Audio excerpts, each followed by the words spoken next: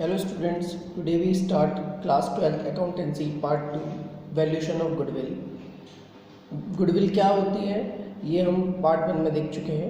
आज के टॉपिक जो है वो है classification of goodwill, factor affecting the value of goodwill and methods of valuation of goodwill, जिसमें हम खाली एवरेज प्रॉफिट मेथड देखेंगे क्या होता है और उससे रिलेटेड कुछ क्वेश्चंस करेंगे और वेटेड एवरेज प्रॉफिट मेथड देखेंगे. Weighted average profit method exam के पॉइंट से इतना इंपॉर्टेंट नहीं है, लेकिन एवरेज प्रॉफिट मेथड आपको हर जगह पे कैलकुलेशन में मिलेगा, चाहे वो एडमिशन ऑफ पार्टनर में हो, चाहे वो रिटायरमेंट में हो, चाहे वो डेथ में हो, तो ये ज़्यादा इंपॉर्टेंट है. ठीक है, so now we start our first topic which is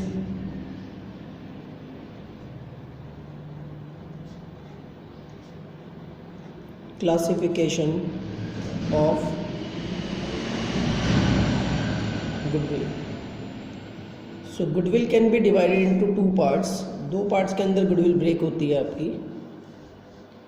पहला जो पार्ट होता है वो होता है आपका परचेज गुडविल.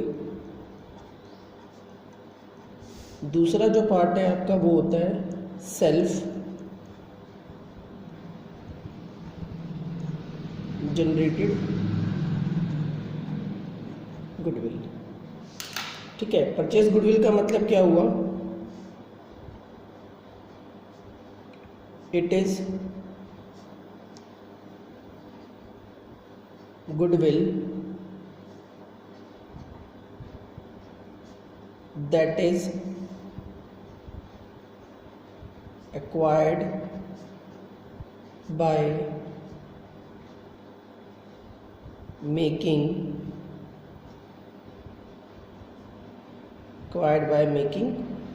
पेमेंट. ठीक है, जैसे हमने पढ़ा था कि एक कंपनी, हमने देखा था कि ABC लिमिटेड एक बिजनेस था जिसको यहाँ पे किसने परचेज किया था? मिस्टर वाई ने. मान लो इस बिज़नेस की कीमत कितनी है? 40 करोड़, और यहाँ पे मिस्टर वाई एग्रीड टू पे 45 करोड़. तो जो एक्स्ट्रा अमाउंट आया ये कितना आया? 5 करोड़. तो यही एक्स्ट्रा अमाउंट, यानी इसी एक्स्ट्रा अमाउंट को, यानी excess purchase consideration, excess purchase consideration of net worth. Net worth का मतलब होता है एसेट्स माइनस लायबिलिटी. ठीक है, और ये गुडविल कब अराइज होगी? It arise on the purchase of business और परचेज ऑफ ब्रांड. कभी भी आप बिजनेस परचेज करेंगे और जो आपको एक्स्ट्रा अमाउंट मिलेगा वो आपके लिए क्या होती है? गुडविल. और उसी गुडविल को क्या कहते हैं हम लोग यहाँ पर? आपका परचेज गुडविल. ठीक है, इस गुडविल को हम लोग ट्रीट करते हैं किसकी तरह? एसेट साइड पे लिखा जाता है इन बैलेंस शीट में, तो इसको रिकॉर्ड करा जाता है. ठीक, अब बात आते हैं सेल्फ जनरेटेड गुडविल की. सेल्फ जनरेटेड गुडविल जो होती है वो इंटरनली जनरेटेड गुडविल है विच arise from a number of factor, जो नंबर ऑफ फैक्टर पे डिपेंड करती है. नंबर ऑफ फैक्टर का मतलब क्या हुआ कि आपकी मैनेजमेंट बहुत अच्छी है, आपकी लोकेशन ऐसी सेंट्रलाइज लोकेशन है जहाँ पे आपको हर तरफ के लोग आ रहे हैं आपके पास. ठीक है, ऐसे बहुत सारे नंबर ऑफ फैक्टर्स होते हैं जिनकी वजह से वहाँ पे उन बिजनेस का जो प्रॉफिट है वो बढ़ जाता है. Number of factors that are running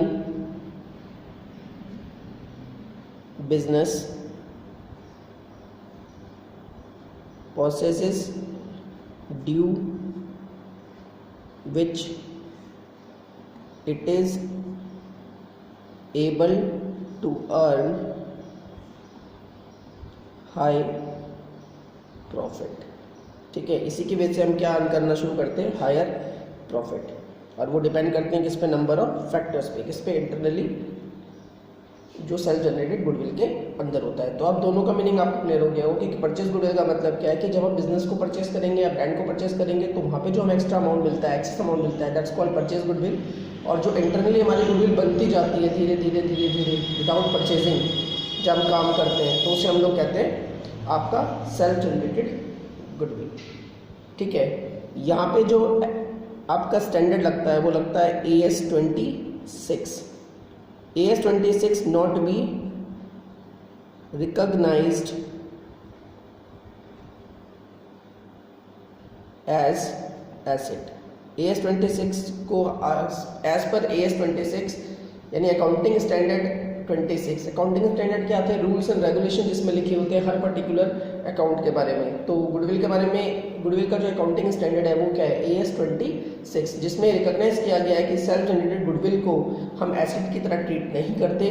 जब एसेट की तरह ट्रीट नहीं करते तो इसको हम रिकॉर्ड भी नहीं करेंगे। तो ये था आपका क्लासिफिकेशन ऑफ गुडविल। अब हम देखेंगे यहाँ पे methods of evaluation of goodwill. देखो, method of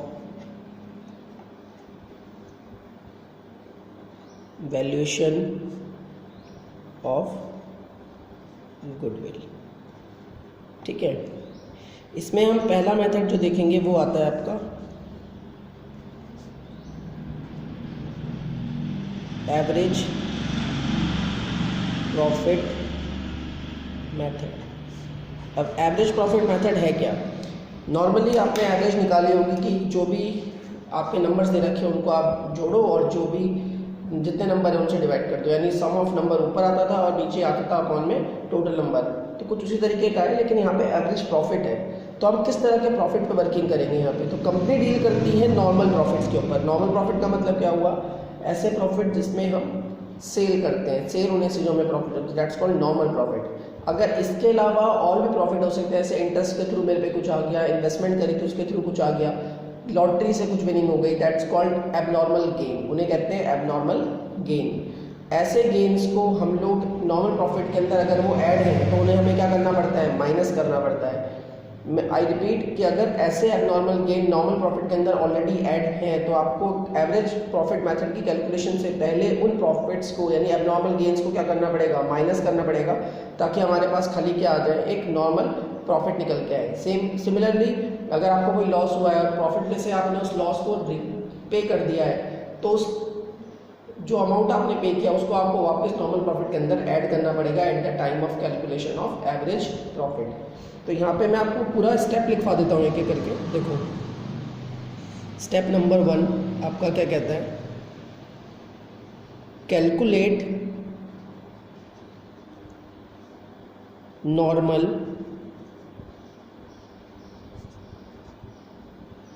past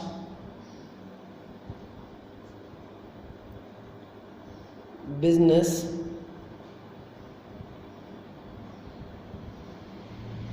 profit for each year by deducting abnormal gain and non business income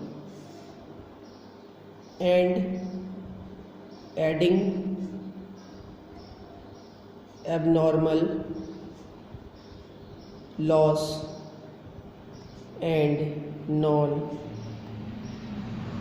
business expense.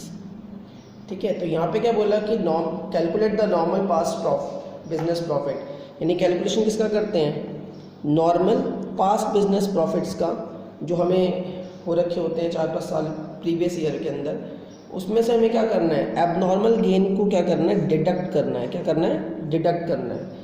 और नॉन बिजनेस इनकम, देखो क्लियर नाम से क्लियर हो रहा है कि बिजनेस की इनकम नहीं है। बिजनेस की इनकम किससे होती है? सेल और परचेज से। तो नॉन बिजनेस इनकम कोई भी या एबनॉर्मल गेन हुआ तो उसको आपको उस प्रॉफिट में से क्या कर देना है? माइनस कर देना है और ऐड करना है किसको? एबनॉर्मल लॉसेस को। एबनॉर्मल लॉस क्या है? अब ये यहाँ पे एबनॉर्मल लॉस का मतलब हुआ आपका loss of goods, loss by fire या लॉस बाय थेफ्ट। इस तरह के जो लॉस होते हैं उन्हें कहते हैं हम लोग एबनॉर्मल लॉस। ठीक है। और नॉर्मल गेन क्या है हमारे लिए? मैंने अभी बताया था कि लॉटरी से कोई टिक आ जाए आपको विनिंग, तो उस तरह के जो इनकम होती है वो होती है आपकी एबनॉर्मल गेन। तो पहला स्टेप आपको एवरेज प्रॉफिट मेथड के अंदर यही करना है कि आपको चेक करना है कि क्या नॉर्मल प्रॉफिट दिए हुए हैं, अगर उनमें कोई एबनॉर्मल लॉस पे तो नहीं कर रखा है, क्या कोई एबनॉर्मल गेन ऐड तो नहीं कर रखा, उनको आपको ठीक करना है। दूसरा स्टेप सिंपल है, आपको क्या करना है? Add the profit calculated as per step 1। सारी कैलकुलेशन हो जाने के बाद स्टेप 1 में जो प्रॉफिट बचे हैं उनको आपको क्या करना है? ऐड करना है। फिर थर्ड पॉइंट आपको क्या कहता है? Calculate average profit. आपको एवरेज प्रॉफिट निकालना है। एवरेज प्रॉफिट निकालने का फॉर्मूला क्या है कि आप टोटल प्रॉफिट ऊपर कर दो, यानी टोटल कर दो सारे प्रॉफिट्स का, जो आपको सेकंड स्टेप में जो आंसर मिलेगा ऐड करने के बाद वो टोटल प्रॉफिट हो गया आपका। और नीचे क्या आएगा? नंबर ऑफ ईयर, कितने ईयर का प्रॉफिट निकाल दो, तो इससे आपका निकल जाएगा एवरेज प्रॉफिट। फोर्थ स्टेप आपका क्या आता है? गुडविल, क्योंकि हमें तो गुडविल फाइंड करनी है ना, तो हम क्या लिखेंगे? एवरेज प्रॉफिट इनटू में नंबर ऑफ ईयर परचेज। ठीक है। नंबर ऑफ ईयर परचेज का मतलब क्या है? नंबर ऑफ ईयर परचेज का मतलब क्या होता है? For how many years the firm will earn the same amount of profit because of its past effort after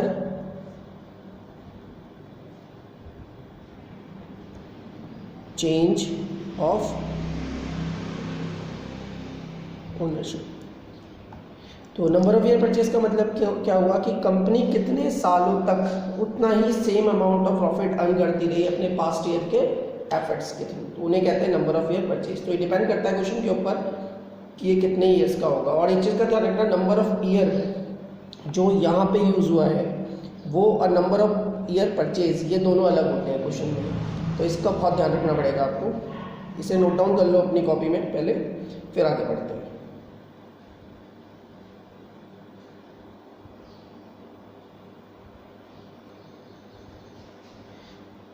ये है आपका पहला question, question number 1। Goodwill of firm is able, goodwill of firm is to be valued of 3 years purchase of 4 years average profit. तो देखो यहाँ पे clearly इन्होंने mention कर रखा है कि यहाँ पे क्या है आपका 3 years परचेज है और 4 years का आपको क्या निकालना है? Average profit. The firm earn in the previous year profit of 15,000, 11,000, 18,000 and 16,000। हमें बोला है कैलकुलेट करो गुडविल। तो इस क्वेश्चन को हम लोग कैसे करेंगे? देखो, तो यहाँ पे कोई एबनॉर्मल गेन और एबनॉर्मल लॉस तो दिया नहीं है, तो हमारा पहला स्टेप तो यहाँ पे होगा नहीं। तो सेकेंड स्टेप क्या है हमारा? एवरेज प्रॉफिट का।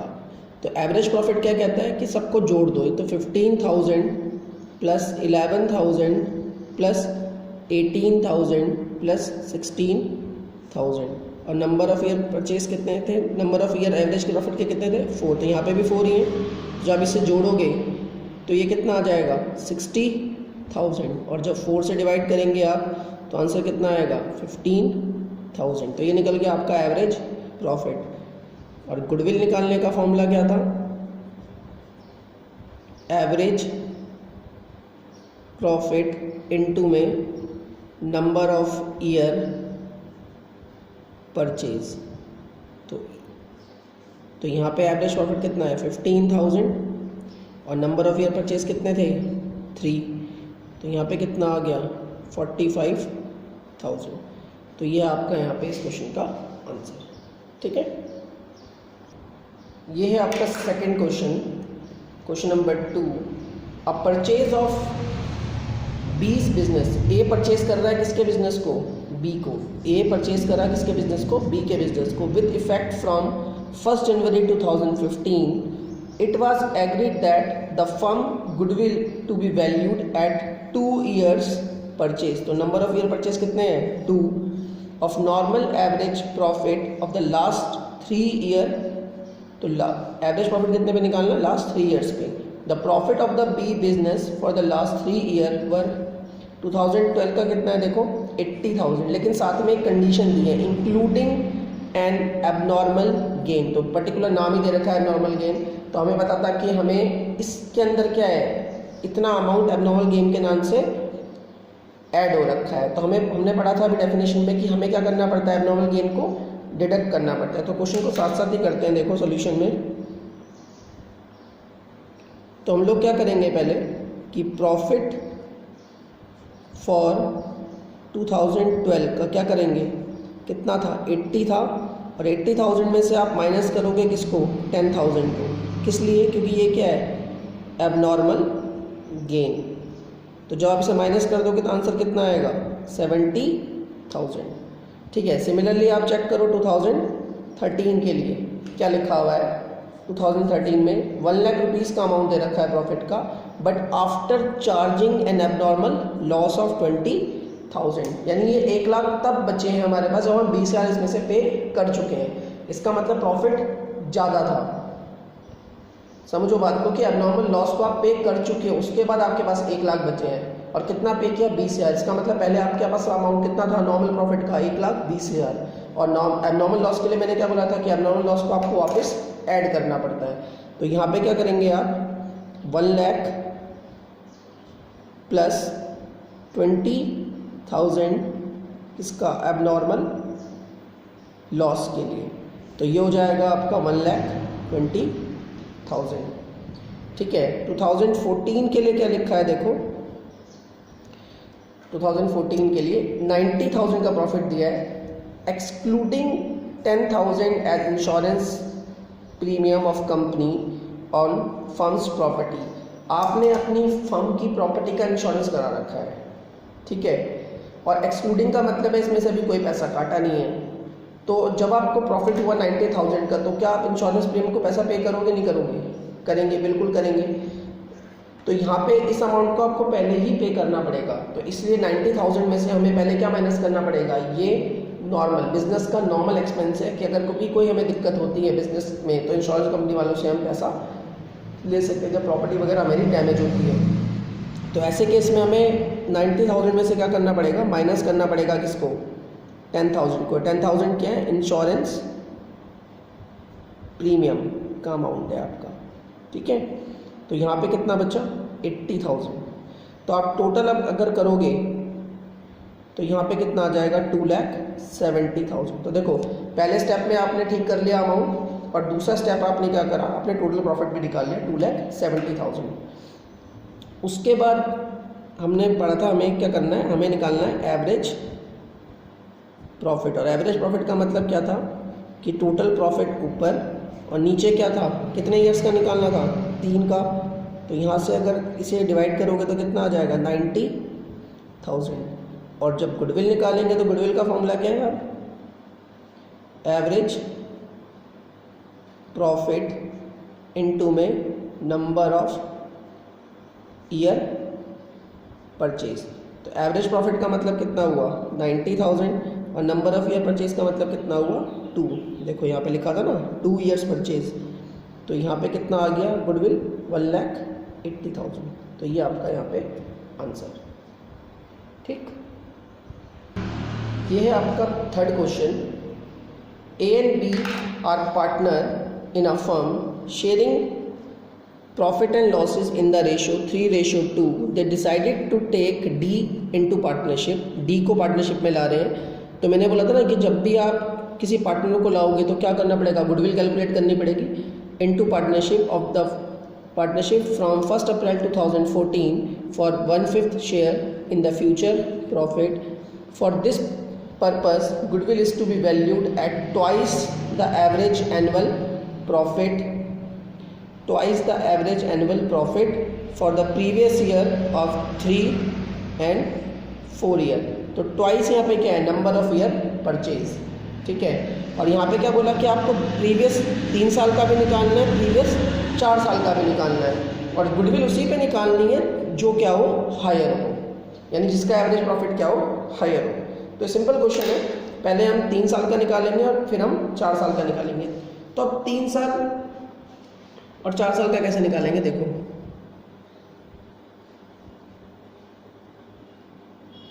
तो पहले हमारे पास ईयर कौन सा है, पहले हम 3 साल का निकालेंगे। 31 मार्च 2014 कितना दे रखा है, 48,000। 13 में क्या दे रखा है, और एक चीज़ का ध्यान रखना कि 3 इयर्स, प्रीवियस 3 इयर्स आपको तब पकड़ने से, आज 2020 चल रहा है तो आपको प्रीवियस 3 इयर्स क्या होंगे, 2019, 18 और 17 आपको बैक चलना है, आगे से नहीं चलना। तो 2014, 2013 और फिर 2012, इसमें कितना है 31,200। जब आप इनको ऐड करोगे, क्योंकि यहाँ पे एबनॉर्मल लॉस और एबनॉर्मल गेन की कोई यहाँ पे रिक्वायरमेंट नहीं है, तो ये अमाउंट जोड़ने के बाद आ जाएगा 1,09,500। और सिमिलरली जब आप इसको 4 इयर्स का निकालोगे तो 2014, 2013, 2012, 2011, तो कितना आ जाएगा यहाँ पे 48,000, 30,300, 31,200 और 42,200। तो जब आप इसको जोड़ोगे तो आएगा 1,51,700, ठीक है। तो ये टोटल प्रॉफिट निकले हैं अभी दोनों। आपको क्या निकालना है यहाँ पे, इसका एवरेज प्रॉफिट, क्योंकि कंपैरिजन तो हमें किसमें करना है, एवरेज प्रॉफिट के बीच में करना है कि कौन सा ईयर है। तो 1,09,500 डिवाइड बाय कितना, 3, तो ये करेंगे तो आंसर आएगा 36,500। और यहाँ पे जब आप एवरेज प्रॉफिट निकालेंगे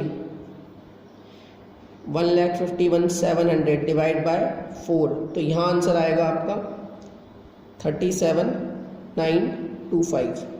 तो क्लियरली दिख रहा है आपको कि 4 इयर्स का यहाँ पे क्या है, ज़्यादा है। तो आप लिखेंगे कैसे यहाँ पे, 4 years average profit is higher than 3 years profit, ठीक है। तो गुडविल क्या निकालनी थी हमें, गुडविल क्या थी, ट्वाइस का मतलब हमें कौन सा अमाउंट लेना है यहाँ पे, ये वाला जो भी हायर था, तो ट्वाइस ऑफ 37,925, तो आंसर आ जाएगा 75,850। तो ये है आपका यहाँ पे आंसर, ठीक है। इसी तरीके से आपको बाकी सारे क्वेश्चंस भी करने हैं। अब मैं आपको एक लास्ट समझा देता हूँ, वेटेड एवरेज मेथड। यहाँ पे आपका नेक्स्ट टॉपिक है वेटेड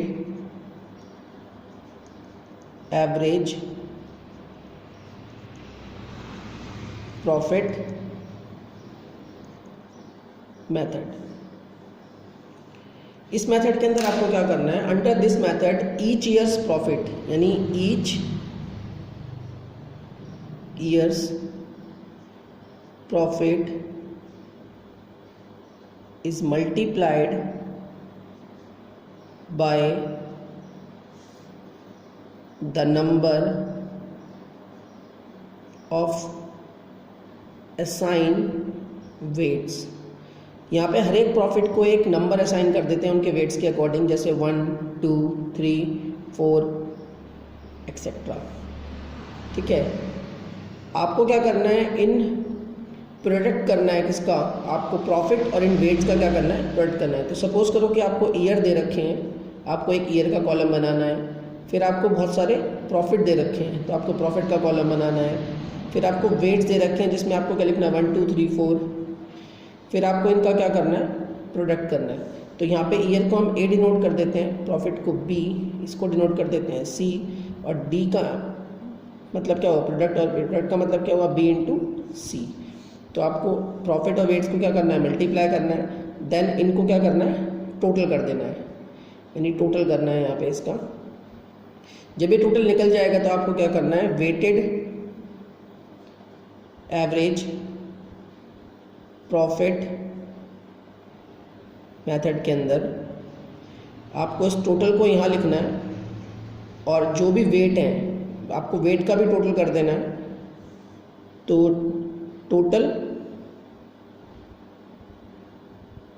जो भी प्रोडक्ट आया, टोटल प्रोडक्ट का और टोटल आपके वेट का, इसको आपको डिवाइड करना है सिंपली। तो इससे आपका निकल जाएगा answer weighted average profit method. और फिर वही काम गुडविल निकालने के लिए क्या करा था कि वेटेड एवरेज प्रॉफिट जो भी आएगा आपका इनटू में क्या, आपके नंबर ऑफ ईयर परचेज। तो इस तरीके से आपको यहाँ पे वेटेड एवरेज प्रॉफिट मेथड को निकालना है। मैं एक क्वेश्चन करके दिखाता हूँ आपको, उससे आपको ज़्यादा क्लियर हो जाएगा। देखो यहाँ पे एक क्वेश्चन है ये, the profit of the firm for the year ended 31 March for the last 5 years का आपको प्रॉफिट दे रखा है। 2011 का 40,000, 2012 का 48,000, 2013 का 60,000, 2014 का 50,000, 2015 का 36,000। और यहाँ पे क्या लिखा है, calculate the value of goodwill on the basis of 3 years purchase. तो 3 साल का नंबर ऑफ ईयर परचेज आ गया। एंड वेटेड दे रखा है एवरेज प्रॉफिट को after assigning 1 2 3 4 5 respectively to the profit 2011, 12, 13, 14, 15। तो इसी सीक्वेंस में आपको लिखना है। तो आप कैसे करेंगे, देखो इस क्वेश्चन को यहाँ पे लिखेंगे ईयर, फिर लिखेंगे क्या प्रॉफिट, फिर लिखेंगे वेट्स, और फिर लिखेंगे हम लोग यहाँ पे प्रोडक्ट। तो यहाँ पे ए, यहाँ पे बी, यहाँ पे सी, फिर डी इक्वल टू कितना बी इंटू सी। तो ईयर कितने थे, 2011, 2012, 2013, 2014 और 2015। प्रॉफिट कितना है 40,000, 48,000, 60,000, 50,000 और 36,000। वेट क्या देने थे 1 2 3 4 5। अब हमें क्या करना है, इनको मल्टीप्लाई। तो 40,000 इंटू में 1 कितना हो गया 40,000, 48,000 इंटू में 2 कितना हुआ 96,000। दोनों को मल्टीप्लाई करते हैं, चलो कितना हो गया 1,80,000। 50,000 इंटू में 4 कितना हो गया 2 लाख, और 36,000 इंटू में 5 कितना हो गया 1,80,000। तो ये आंसर आ जाएगा 6,96,000। ठीक है। और वेट का भी टोटल कर लो, यहाँ पे वेट कितना हो गया 15। तो आपको क्या निकालना है, वेटेड एवरेज प्रॉफिट। उसके लिए क्या बताया था कि total of product 6,96,000 divide by कितना 15। जब इससे सिंप्लीफाई करेंगे तो आंसर कितना आएगा 46,400। तो गुडविल निकालने का तरीका क्या बताया था कि वेटेड एवरेज प्रॉफिट इनटू में कितना नंबर ऑफ ईयर परचेज। तो वेटेड एवरेज प्रॉफिट का मतलब कितना हुआ 46,400 इनटू में कितना नंबर ऑफ ईयर कितने थे 3। तो यहाँ पे कितना आ गया 1,39,200। तो इस तरह से इस क्वेश्चन को क्या करना है, सॉल्व करना है। होप आप लोगों को ये 2 मेथड समझ आ गए होंगे। बाकी मैं आपको क्वेश्चंस PDF में सेंड कर दूंगा, तो वो क्वेश्चन करके मेरे को सॉल्व कर देना। ठीक है। Till then, thank you. Stay home and relax. Take care.